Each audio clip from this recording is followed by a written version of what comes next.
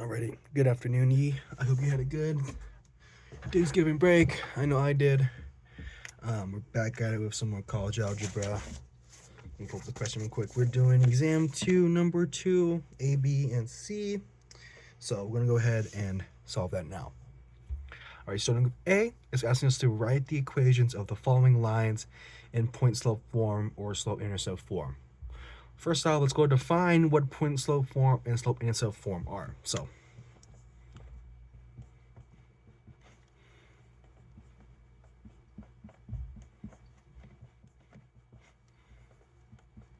Alrighty, so our top one is point slope form, and it's important to note a couple things about this. Y1 and X1 represent points on the line or points on a graph. So it's important to note as we're solving, as they will typically correspond to coordinate points. And our M in this equation and this equation are going to be our slope. Important to note as we'll be solving this, and just so you know, our B is our y-intercept as well. So let's go ahead and plug this in to our equation. So for 2a, we are given m equals negative 2 over 3, and our points negative 3 and 4. So that means we can go ahead and start to solve the problem now. So let's go ahead and begin by putting this into point slope form. So we can do our y, x, y. Let me a little clearer for you. X and y. So y minus 4 equals negative 2 over 3 times x plus 3.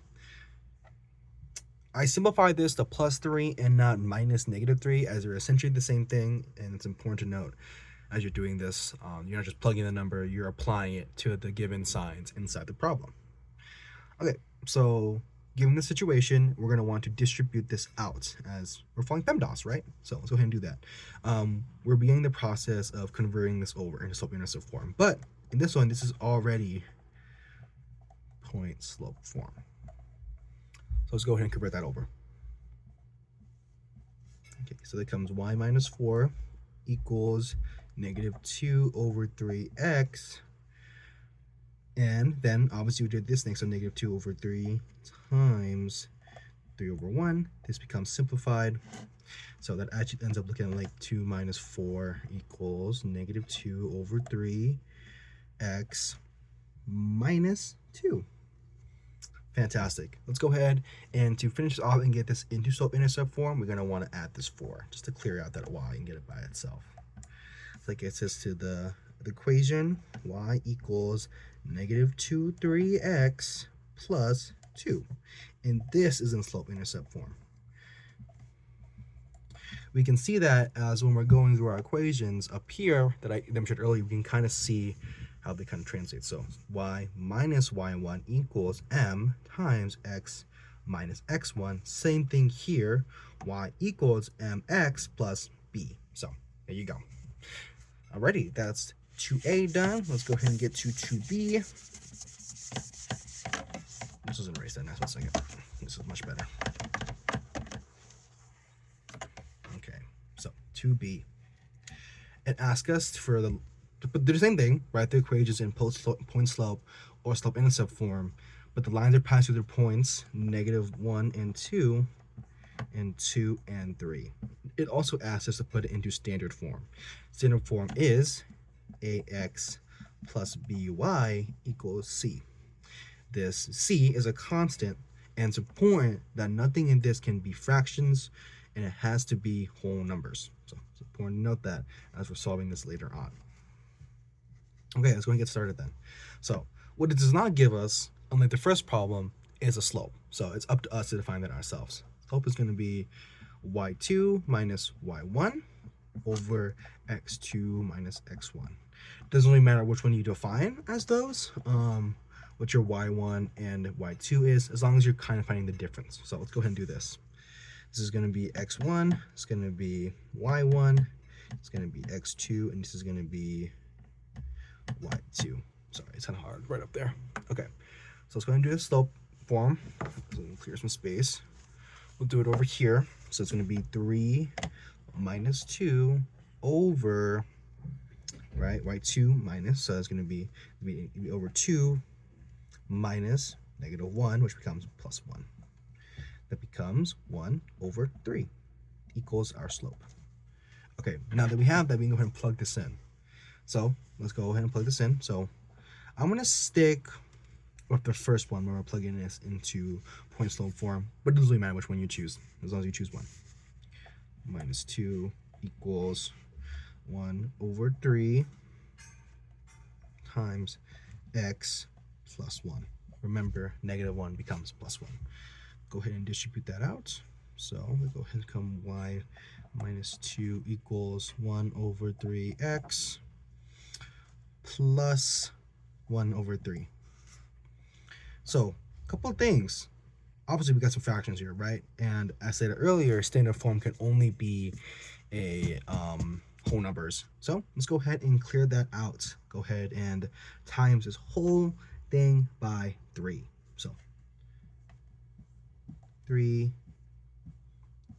So this becomes 3y equals 1x plus 1. Oh, sorry, the -2. Actually, it becomes 3y minus 6 equals 1x plus 1. My apologies.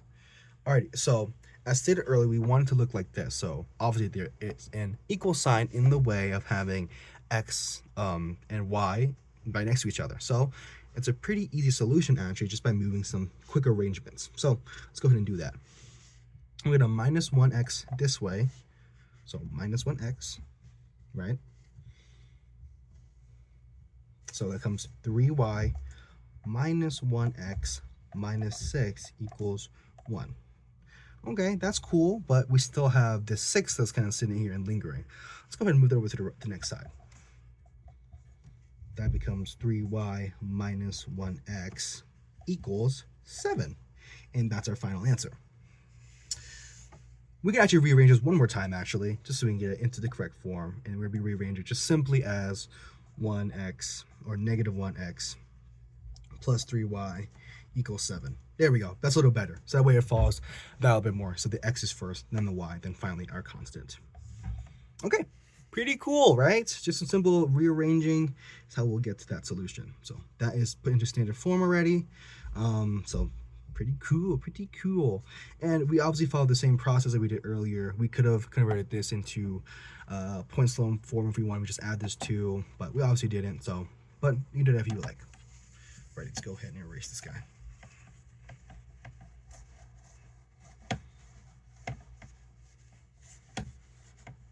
Okay. And for our final one, it is given a table. So let's put the table down.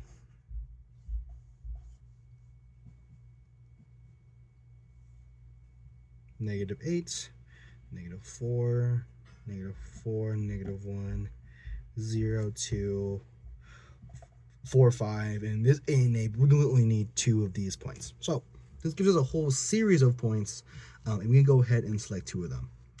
I don't like negative numbers, so let me go ahead and add that final one, which is 8 and 8. So let's go ahead and finish that out. This is the full graph, the full table, I mean, so I add the 8 to the bottom. I don't like negative, so we're going to go ahead and just do 4 and 5 and 8 and 8. So maybe that life's a little easier. And now we can go ahead and do the very similar process we did last time. So let's go ahead and find the slope first, which is going to be, actually first, x1, y1, x2, y2. Always do that. 8 minus 5, and then boom, 8 minus 4. And our slope is 3 over 4. Fantastic. I'm going to keep that in the corner just so I know that. I'm going to erase this.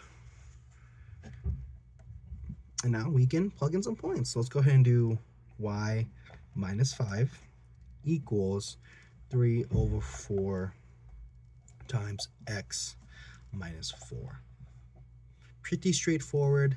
Distribute that guy out like we did last time. And then let's go ahead and write this out, because when in doubt, write it out. And when you look at that, these cancel out, and actually that becomes y minus 5 equals 3 over 4x minus 3.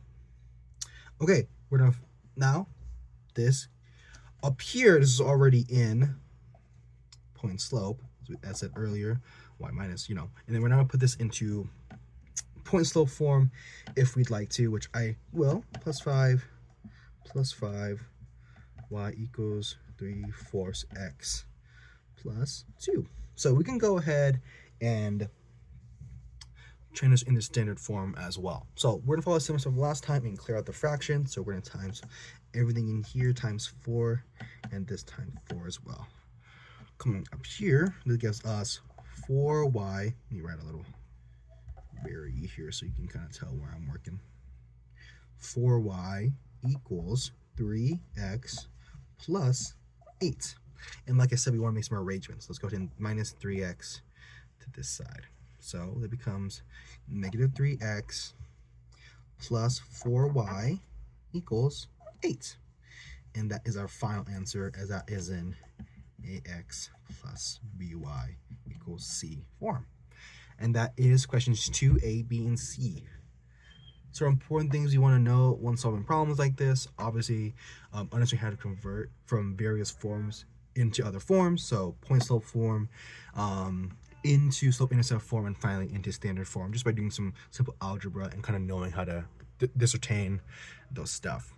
Remember, standard form can only be whole numbers. That's why we're clearing our fractions every dang time. Alrighty, cool.